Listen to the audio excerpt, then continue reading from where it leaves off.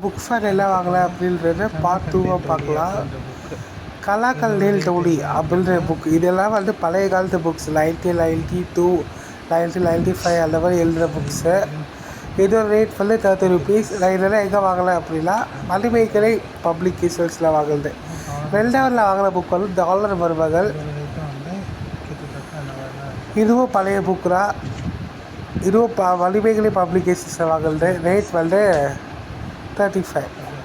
அதுக்கப்புறம் அரங்கம் அப்படின்ற புக் இது செல்லர் எனக்கு நீங்கள் படித்து பாருங்கள், ரொம்ப நல்லாயிருக்கும் அப்படின்னு சொன்னார். இது ரேட் 55 ருபீஸ்.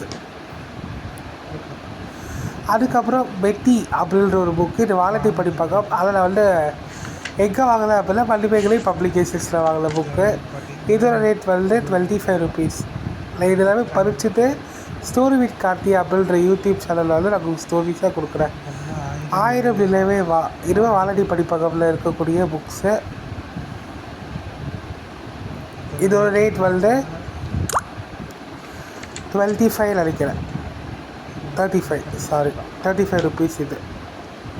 அதுக்கப்புறமா அவால்யூஷன் பூமி அப்படின்ற புக் ஒன்று வாங்கலை, கொஞ்சம் த்ரில்லிங்காக படிக்கலாம் அப்படின்னு சொல்லிட்டு. இதோட ரேட் 35 ருபீஸ். நான் என்ன பர்ச்சேஸ் பண்ணேன் அப்படின்றத நான் ஒரு 4 பார்ட்ஸாக நான் போடுறேன். நான் படித்து முடிச்சதுக்கப்புறமா வரக்கூடிய அந்த ஸ்டோரிஸை பற்றி ஸ்டோரி வித் கார்த்தி அப்போ யூடியூப் சேனலில் போடுறேன். பார்ட் 3 பார்க்கலாம். பை.